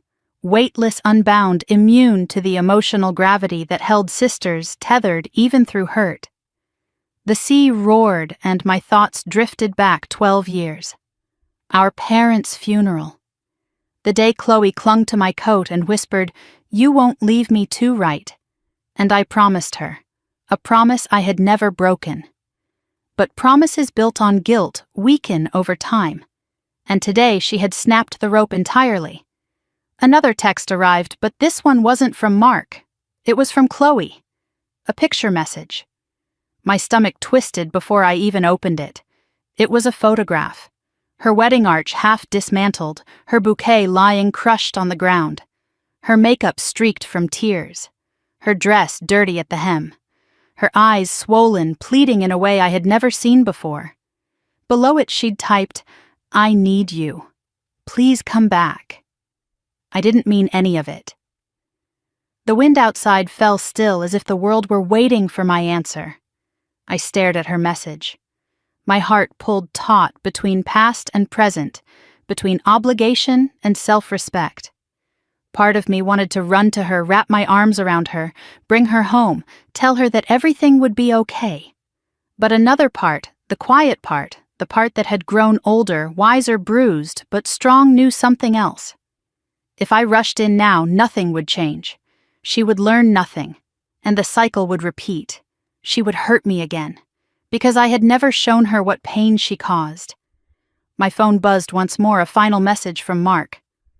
"Whatever you decide, remember she's an adult. You're not abandoning her, you're letting her face reality. Reality. Something she'd never had to confront because I shielded her from every consequence." I placed both hands on the steering wheel, grounding myself. The horizon stretched wide in front of me, vast, bright open. Maybe for the first time I had a horizon of my own to step into. I exhaled slowly, then typed my reply not to Chloe but to Mark. "Don't let her leave the venue alone. Call her a taxi. I'll pay for that, nothing more." He responded instantly, understood. I set the phone down. Chloe's messages remained unread. The waves rolled in again, steady and powerful, each one smoothing the jagged edges inside me. I whispered into the wind, "I'm not her mother. I'm her sister. And sisters aren't meant to be sacrificed." This time I didn't wait for the ocean to answer. I already knew. The tide had turned. The taxi rolled to a stop outside my apartment building just as the last stripes of daylight slipped behind the neighboring rooftops. I watched the sky dim from my window, the soft orange bleeding into purple, then into the ink blue of early night. It should have been a peaceful hour, the time when most people were settling into routine, switching on lamps, heating dinner, letting the day ease off their shoulders. But inside me, everything still trembled with aftershocks. I saw the taxi pull away. I saw the lone figure left behind on the curb, small, hunched, holding the train of her wedding dress up out of instinct even though its hem was already ruined. The veil hung limp over her shoulders. Her bouquet was gone. Her hair was coming undone in wild strands around her damp cheeks. Chloe didn't look like a bride anymore. She looked like a girl who had run too fast and too far and suddenly realized no one was running behind her. She stood there for a while as if unable to make the final decision to approach the building's entrance. I didn't move from the window. I couldn't tell if I was rooted in sadness or exhaustion or something deeper, something like clarity that pressed gently but firmly against my ribs. Finally, Chloe lifted a trembling hand and buzzed the intercom. I watched it light up in the hallway. She didn't say anything through the speaker, not at first. I could almost picture her on the other end, swallowing hard, struggling to find the voice she hadn't used with me in months. Not the demanding one, not the dismissive one, but the one she used to have before she outgrew needing me. Before she thought she outgrew love altogether. "Melissa." Her voice finally cracked through the intercom, soft and small. Please let me in." For several seconds I didn't answer. Not out of cruelty, but because letting her in too quickly might mean nothing would change. She wouldn't see what today cost. She wouldn't see what she broke. And I needed her to see it. I pressed the button. "Come up." The door unlocked with a buzz. I stepped away from the window and walked to the doorway of my apartment, leaving it open just a sliver. My heart was pounding, not from anger, but from the weight of a conversation that had been waiting for years. The elevator dinged softly down the hall. Chloe stepped out slowly, her heels in her hand, now barefoot on the cold tile. Her dress was wrinkled, smeared, torn near the knee. Her eyeliner had streaked down her face like rain marks on glass. She stopped when she reached my door. "Mel." She breathed my name like a plea. I opened the door all the way but didn't move to touch her. I didn't step forward. I didn't pull her into my arms the way I might have once, the way I had done 1,000 times before. She looked at me, searching for the familiar softness. But today I didn't give softness away for free. She entered slowly. The moment the door closed behind her, something inside her collapsed. She sank down onto the bench near the wall, gripping the fabric of her dress. "I'm sorry," she whispered. "I'm so sorry." The room went silent. I didn't speak, not yet. Chloe's breath shuddered. "You're probably furious. I deserve it. I didn't deny it. I didn't confirm it." She looked at her hands twisting in her lap. "I shouldn't have let them put up that sign. I shouldn't have listened to them. Constance said it was normal, that sometimes brides limit immediate family to avoid distractions. She said it wasn't personal." "Wasn't personal?" I finally asked, my voice quiet. Chloe flinched at the tone. She kept her gaze down. I know how it sounds. But she convinced me that it would make everything easier. And I wanted things to go smoothly. I wanted Brad's family to think I belonged with them. "You wanted them to think I didn't belong," I corrected gently, painfully. Her shoulders curled inward. A long silence stretched, filled only by the faint hum of my refrigerator and the distant drone of city traffic outside. "Chloe," I said softly, "look at me." She did. Her eyes were red, swollen, glassy with guilt. That sign wasn't just a mistake. It wasn't an oversight. It was a boundary one you drew. One that told every person who walked through that gate that I was nothing to you today. Not family, not welcome, not wanted. Chloe's lip trembled. "I didn't mean you approved it." That stopped her cold. I didn't think," she admitted in a whisper. "I didn't imagine how it would feel to you. I thought you'd still come in through the back or talk to staff or follow orders," I asked. "Or pretend I didn't see it." Her chest tightened visibly. "I don't know. I wasn't thinking clearly. Everything got out of control." I nodded once. Slowly. "Things like that happen when you lie about who you are and where you come from." Her eyes flashed with pain. "Brad left me," she whispered. "His whole family left. Everyone thinks I'm a liar. They think I used you. They think I'm trash." I exhaled through my nose. "And how do you see me, Chloe?" She blinked, startled. "What? How do you see me?" I repeated, stepping closer. "Your sister. Your provider. Your embarrassment. Your past." She swallowed hard. "You're my family. You're everything. I didn't want them to see where I came from. I didn't want them to look at you and judge me." "I raised you," I said quietly. "I worked for everything you have. I gave you every opportunity. And you erased me." Chloe burst into tears, covering her face. "I was stupid. I was selfish. I wanted a life that looked perfect. I wanted to feel like I finally mattered." "You've always mattered to me," I said. "I never needed you to be rich. Or impressive. Or anything more than yourself." She sobbed harder, her breath shaking. I know. But I wanted one day where I wasn't the girl whose parents died, whose sister worked double shifts to raise her, whose clothes were hand-me-downs until high school. I wanted to be someone new." "You became someone unrecognizable," I replied softly. She shook her head frantically. "Please don't give up on me. I can't lose you. I can't, Mel. I didn't think you'd walk away from the wedding like that.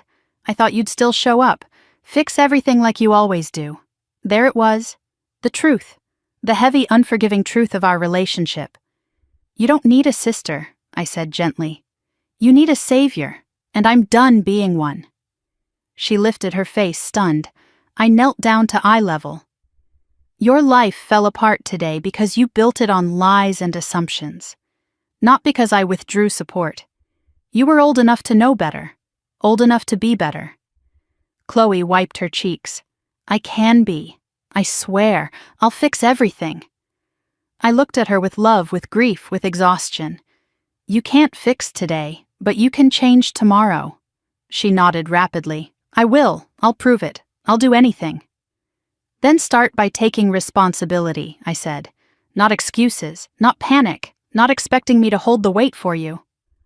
A pause. A long, heavy silence. Then she whispered, I'm scared, Melissa. I know, I said softly. Growing up is terrifying, especially when you've been protected for so long. I didn't mean to push you out of my life, she breathed. But you did, I replied. And you have to understand the damage. She let out a quiet sob. Do you hate me? No, I whispered, but I'm hurt. And that takes time. Her shoulders sagged with relief and shame. I stood up, offering her a hand. She took it slowly, as if unsure she deserved the gesture. You can stay here tonight, I said, on the couch. Tomorrow we'll talk about next steps. Her breath trembled. Thank you. But Chloe, I added, meeting her eyes, I'm not fixing the rest of your life for you. This time you walk your own path. She nodded, tears falling again. I understand. As she curled up on the couch, still wearing the ruins of her wedding dress, I stepped quietly into my bedroom, closing the door behind me. I leaned back against it, letting the silence settle against my spine. My heart ached, but it didn't break. Not this time.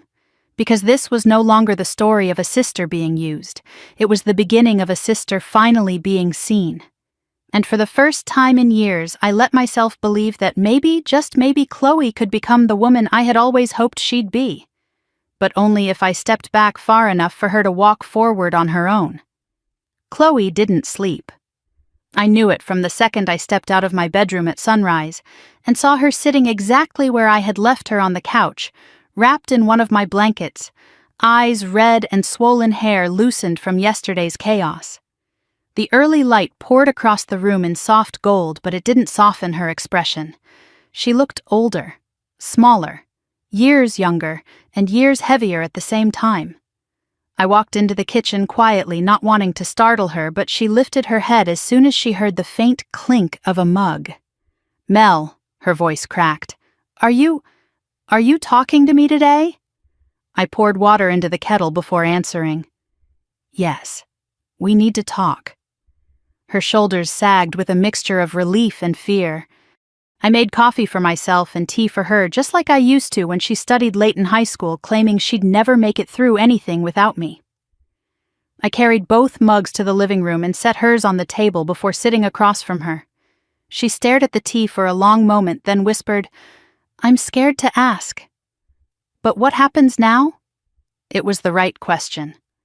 The one she had avoided for years under layers of dependence and denial. I folded my hands together. That depends on what you do next. She nodded slowly, bracing herself. Just tell me and I'll do it.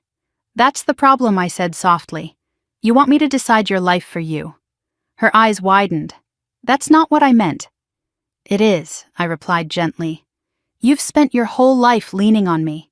Even things you should have managed yourself, you waited for me to handle.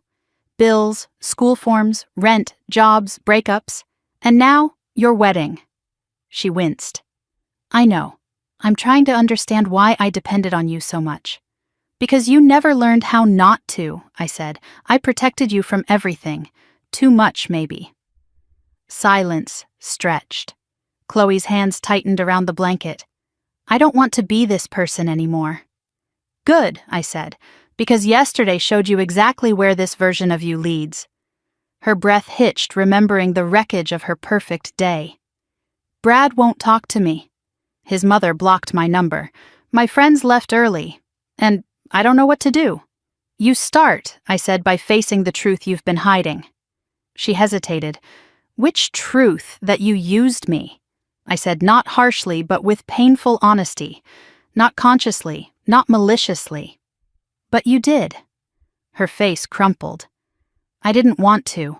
I swear, I just didn't think. I assumed you'd always be there. I assumed you'd say yes. You always said yes. And you never asked what it cost, I said. Emotionally, financially, personally. Chloe looked at me like she was seeing me clearly for the first time in her life. I didn't know how much you sacrificed. You didn't want to know, I said softly. Because knowing means responsibility. And you were terrified of being responsible for someone else's pain. Her breath quivered. You're right. I leaned back and exhaled. All right. Then here is the truth you need to hear now. She braced herself again, hands trembling. I'm stepping back, I said. Not from you, not forever, but from the role I've played in your life. She blinked rapidly, confusion flickering. What does that mean? It means I said you take ownership of your life from this point forward. Your debts, your decisions, your relationships, your recovery from yesterday. I will not fix it for you. She looked like she'd been hit in the chest. So, I'm on my own, no, I said firmly. You're not alone. But there's a difference between support and saving. I will support you. I will not save you. Tears spilled over her cheeks. I don't know if I can do this. Yes, I said gently, you can. You're strong, Chloe. You just never used that strength because I kept lifting things for you. She wiped her face with the back of her hand. I want to try. I want to be better. I want to earn your trust again. Then start with honesty, I said. Honesty with me. Honesty with yourself. Honesty with the world you're about to rebuild. She nodded vigorously. I will, I promise. I studied her for a long moment. There was sincerity in her eyes, but sincerity isn't transformation. It's the door to it, not the path. I need to tell you something else, she said suddenly, her voice timid. About the sign. I felt tension coil in my chest. Go on. She swallowed. It wasn't originally my idea. The wording was suggested by Constance. She said it was a protective measure. She told me brides often put up signs to control family chaos. She made it sound elegant, normal. And you didn't question it, I did, she whispered. For a second. But I hated how she looked at me when I hesitated. Like I was uncultured. Like I didn't understand etiquette. She said if I wanted to be part of Brad's world, I had to cut off old baggage. Old baggage. My jaw tightened. That's what she called me. Chloe nodded miserably. I never repeated it because I knew how awful it was. But I let her plant that idea. I let her make me think distancing myself from you was necessary. And you were willing to go along with that, I asked. She burst into tears again. I didn't want to lose him, or his family. I thought, if I proved I didn't need you, they'd accept me. I closed my eyes briefly, absorbing the admission. It was ugly, it was heartbreaking, but it was also honest. Chloe, I said, opening my eyes, if someone only accepts you when you hurt the people who love you, that's not a family. That's a trap. She nodded desperately. I know that now. I see it. I swear I do. Then don't let them break you further, I said. You're better than who you were yesterday. She inhaled shakily. I want to be. Good, I said softly. Then the next steps are yours to choose. She hesitated. Can I stay with you for a while, just until I get myself together? Yes, I answered, but with limits. A little while. You'll help with bills, groceries, responsibilities. We'll set boundaries. She nodded quickly. Anything. I'll do anything. A small silence fell, but this one felt different, less sharp, less wounded, more like the slow settling of dust after something heavy collapses. Chloe shifted on the couch. Mel, what did people say after I left? Did anyone blame you? No, I said. Most people didn't know what happened. Those who did know that if a wedding falls apart because the sponsor withdraws, the sponsor is rarely the root cause. She exhaled in relief. Thank you for not telling everyone everything. It wasn't their story to hear, I said. Will you tell me what you're going to do now? She asked. I paused. I'm taking time for myself, I said finally. Real time, not a few hours, not a weekend, actual space to breathe, to decide what I want from my life. She stared at me with wide, uncertain eyes. Are you leaving? No, I said. But I won't be your shadow anymore. Or your safety net. Or the person who sacrifices so you don't have to. She wiped another tear. I think I need to learn how to stand without holding on to you. Yes, I said gently. You do. A long, trembling breath escaped her. Mel, she whispered. Can you ever forgive me? I already am, I said softly. But forgiveness doesn't erase consequences, and it doesn't rebuild trust overnight. This will be work for both of us. She nodded, accepting it. Outside the window, morning fully bloomed, soft light spilling over rooftops, the sound of people beginning their day, the smell of bakery bread drifting faintly through the air. A new beginning. Not the one Chloe had planned, not the one I had expected, but maybe the one we both needed. Come on, I said, rising to my feet. Let's get you cleaned up. Then we'll make a plan. Her relief was palpable. Thank you, she whispered. For what? For not giving up on me? I didn't answer right away. I simply reached out, brushed a loose strand of hair from her face, and turned toward the hallway. In the quiet that followed, I realized something with startling clarity. Yesterday was the day Chloe's world fell apart. But today was the day she began to build one that was real. And I finally began reclaiming my own. Chloe stayed with me for the first few days in a quiet haze, moving gently through my apartment like someone afraid to touch anything. She washed the dishes without being asked. She folded blankets. She cleaned the stovetop twice, even though it didn't need it. It was her way of trying to be useful, trying to shrink the space her chaos had taken up. But usefulness wasn't what I needed from her. Honesty was. Growth was. And those things don't happen when someone is tiptoeing. On the third morning, I found her sitting at the kitchen table with a notebook. Her hair was tied back, her face free of makeup, her wedding ring lying on the table beside her, as if it were something fragile and foreign. I'm making a list, she said without looking up. For what? She hesitated. For fixing my life. I poured myself coffee and sat across from her. Let's hear it. She read slowly, almost shyly. 1. Find a job. 2. Pay off my credit card. 3. Apologize to people I hurt. 4. Get therapy. 5. Earn back your trust. Her voice cracked on the last line. Good, I said with a steady nod. Those are steps forward. She looked surprised. You think I can do it? I think you can, I said. But only if you stop trying to jump ahead. Chloe frowned softly. What do you mean you're trying to fix everything at once? I explained. People who try that usually end up fixing nothing. She swallowed. So where do I start? Start where you are, I said. Not where you think you should already be. She nodded slowly, letting the words sink in. Progress began in small, imperfect pieces. And over the next weeks, that's exactly how it grew. Chloe found a job first, nothing glamorous, nothing in the world of luxury she had tried to chase. She took a receptionist position at a small dental office a few blocks away. The hours were steady. The pay wasn't high, but it was honest, and she earned every penny herself. The first night she came home exhausted, she collapsed on the couch. I didn't know being on your feet for 8 hours hurt this much, she groaned. I smiled faintly.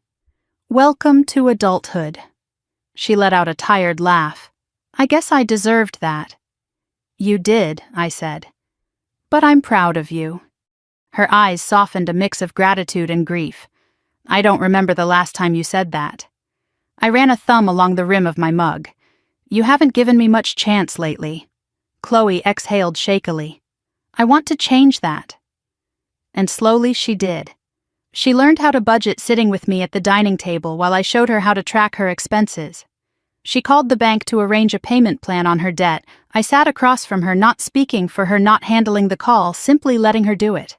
Her hands shook the whole time, but she did it. And I watched her become someone I hadn't seen since she was a girl, someone who could bend without breaking. But where growth happened, discomfort followed. About a month after the wedding disaster, Chloe came home with a manila envelope in her hands and fear in her eyes. "What's that?" I asked. "Papers," she said weakly, "from Brad's lawyers." My stomach tightened. "Let me see." She shook her head. "I need to handle it myself. You said so." She stepped into the kitchen, opened the envelope carefully, and unfolded several pages. I watched her eyes scan each line, her breath shallow and shaky. "He wants the ring back," she whispered. "And he wants repayment for half the engagement party expenses." I leaned against the counter. Most of those expenses were mine anyway. "But he doesn't know that," Chloe said bitterly. "He thinks I spent this imaginary family money I pretended to have." "Do the papers mention the wedding cost?" I asked. She shook her head. "No. I think he knows they can't claim any of it without admitting they lied too." "Good," I said carefully. "So what will you do?" She swallowed. "The ring goes back, and I'll write him a certified letter requesting the breakdown of his claimed expenses." I nodded. This was the right move, measured, legal, responsible. She pulled out her chair and sank into it. "I hurt him, and myself, and you, and everyone. I don't know how I became that person." "People don't become selfish overnight," I said. "It grows quietly each time someone takes instead of gives, each time someone chooses shame over truth." Chloe flinched, "And each time someone assumes someone else will clean up their mess." She closed her eyes. "I'm trying, Mel. I'm trying so hard." "I know," I said gently. And she was. But the past doesn't vanish easily. Several days later, Chloe and I were walking back from the grocery store when someone called her name sharply. "Chloe." We turned. Lila, her former maid of honor, stood on the sidewalk, arms crossed, expression unreadable. Chloe froze. "Lila, hi. I heard what happened," Lila said, stepping closer. "About the wedding, about Brad." Chloe nodded, eyes downcast. "Yeah, it was awful." Lila tilted her head. "You know, I don't think most people care that the wedding collapsed because of money. Weddings fall apart all the time. What people care about is how you treated Melissa." Chloe's breath hitched. "She raised you," Lila said softly. "Everyone knows it. Everyone knows she gave up everything for you. But you let Brad's family talk you into treating her like she was beneath you." Chloe let out a wounded sound. "I know. I regret it more than anything." Lila studied her for a long moment. Then she stepped closer, surprising both of us, and pulled Chloe into a brief embrace. "I'm glad you're trying," she whispered. "But you've got a long road back." Chloe nodded against her shoulder. "I know." Lila pulled back and gave me a small nod. I returned it. Then she walked away down the street. Chloe wiped her eyes. I didn't expect anyone to forgive me. "Forgiveness isn't a door," I said. "It's a hallway." She sniffed. "How long is the hallway?" "As long as it needs to be," I replied. We walked the rest of the way home in silence, carrying groceries and unspoken truths between us. Weeks passed, and slowly the apartment shifted from tension to something gentler. One morning I found Chloe sitting at the table with a small stack of cash and a handwritten note. "What's this?" I asked. "My share of the rent," she said timidly. "And a little extra. For bills." I blinked, surprised. "Chloe, that's the first time you've ever paid rent." She smiled sadly. "I know." I sat down beside her, feeling something warm loosen inside my chest. "I'm proud of you." Her eyes shone. That means everything, and it did both to her and to me. But the real turning point came unexpectedly. I returned from work one evening and found Chloe sitting on the floor with a box photographs, letters, old report cards from when she first moved in with me. She held one picture up. It was the two of us from years ago, her in pigtails, me in my diner uniform, both smiling in a way we hadn't in years. "I lost this," she whispered. "I forgot who we were before I tried to become someone else." I knelt next to her. "You didn't lose it. You just looked away." She nodded slowly, tears slipping down her cheeks. "Thank you for not looking away from me, even when I didn't deserve it." I pulled her into a gentle hug. Sisters don't give up. Not truly, but sisters also don't let themselves be erased. She clung to me, shaking with quiet sobs. I'm sorry, Mel. For everything. I know, I whispered, and I forgive you. But what matters now is what you build from here. She nodded against my shoulder. I'm going to build something real, something honest. That's all I want, I said. Later that night, after she went to bed, I sat alone on the couch and looked around the apartment. For the first time in months, maybe years, I felt something settle inside me. Peace. Not because everything was fixed, not because Chloe was suddenly healed, but because she was finally trying, and because I had finally stepped out of the role that kept us both trapped. Tomorrow would bring new challenges, hard talks, financial strain, emotional unraveling.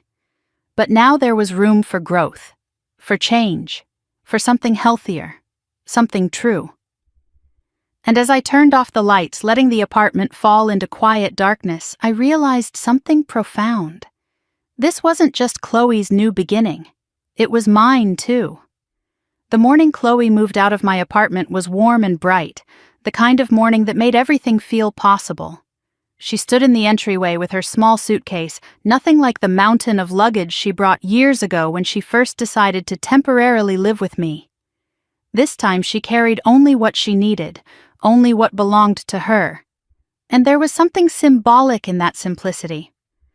I found a studio near the dental office, she said, smoothing her shirt with nervous hands. It's tiny, but it's mine. It's a good first step, I replied. She nodded, but her eyes shimmered. You really think I'm ready? You've been ready, I said. You just didn't know it until now. Her chin trembled, but she fought back tears.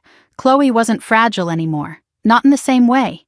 She cried less, she broke less, she apologized more, and she had begun to hold herself up with effort, yes, but genuinely. She hugged me then, tight and warm and desperate in a way that wasn't rooted in fear, but gratitude. I love you, Mel. I love you too, I whispered. And loving you doesn't mean losing myself anymore. She pulled back, wiping her cheeks. I'm nervous. That's normal, I said softly. Nervous means you're stepping into something new instead of hiding in something old. She laughed lightly, a fragile but hopeful sound. You always say things like that. Someone has to, I teased gently. She picked up her suitcase, took one more breath, then walked out the door and down the hallway. I watched her through the peephole, not because I didn't trust her, but because I wanted to memorize this moment. The moment my sister finally began living for herself. When the elevator doors closed, something loosened in my chest, a final thread, tying me to a version of my life that no longer existed. The days that followed were quiet, but not lonely. For the first time in years, my apartment belonged entirely to me. I could hear my own thoughts again. I could cook for one without guilt. I could sit on the couch without waiting for someone to walk through the door, crying, exhausted, demanding, lost. And unexpectedly, I felt lighter. I started writing again, a hobby I'd abandoned when Chloe's needs took over my world. I bought plants and didn't worry about them being knocked over. I slept deeply without checking my phone in the middle of the night for Chloe's messages. I even took a weekend trip alone, a long drive up the coast where I walked barefoot along the shoreline and realized how much of myself I'd given away without noticing. 2 weeks after Chloe moved out, she invited me to see her new apartment. It's not fancy, she warned as she opened the door, or big, or decorated. But what I saw made my chest swell with warmth. It was small, yes, and plain. But it was clean and organized. A thrift store sofa, a tiny table set for one, an improvised bookshelf made of crates stacked neatly. A houseplant someone at work must have given her sat proudly by the window. And on the wall, taped carefully, was the photo she'd found in my box, the one from years ago of the two of us smiling outside the diner. You hung it up, I said softly. It reminds me who I want to be, she whispered. I pulled her into a brief hug, and she hugged me back with sincerity rather than desperation. Do you want to get lunch? She asked. My treat. I budgeted for it. I smiled. I'd like that. As we walked, she told me about her co-workers, her patience, her growing competence at juggling schedules and dealing with difficult clients. She didn't tell these stories to impress me. She wasn't performing. She was proud of herself. And she should have been. One evening, a few weeks after that, Chloe called me, not crying, not panicked, but excited. I paid down one of my credit cards, she announced. Only a small chunk, but I did it with my own paycheck. That's wonderful, I said. Keep going, you'll get there faster than you think. And I applied for night classes, she added. Administrative management. If I work in the dental office long term, I want to grow. I paused, letting the pride settle through me like warm tea. Chloe, I said gently, you're becoming someone you'll be proud to know. She laughed. I hope so. I want you to be proud of me too. I already am, I said. Not because of what you're doing, because of who you're becoming. On the other end of the line, she wiped away tears. I could hear it in the slow shakiness of her breath. Thank you for giving me the chance to change. You gave yourself that chance, I reminded her. I only stepped aside. Months passed and our relationship settled into something healthier, less codependent, more intentional. We saw each other regularly, but not constantly. We talked about real things instead of avoiding them. She apologized again sometimes, not out of guilt, but reflection. I forgave again, not out of obligation, but understanding. She worked hard, she rebuilt, she grew. And I lived, not for her, not for anyone, but for myself. On the 1-year anniversary of her ruined wedding day, Chloe knocked on my door. She looked stronger, her posture straighter, her hair neatly styled, her clothes simple but confident. She held a small box in her hand. What's this? I asked. A thank you, she said. A real one. Inside was a keychain shaped like a lighthouse. Engraved on it were 4 simple words, for guiding me home. I blinked back tears. Chloe, she shook her head. You didn't fix me this time. You didn't rescue me. But you showed me the way back to myself. And that was more important. I pulled her into my arms this time without hesitation. You're allowed to fall, I whispered, but you're also capable of standing. She nodded against me. And now I know I can. We held each other for a long moment, the weight of the past year finally settling into something peaceful. That night after she left, I went out to the balcony. The sky was vast and dark and filled with stars, and the city hummed below like something alive and quietly triumphant. I thought of the girl I used to be, the girl who shouldered everything alone.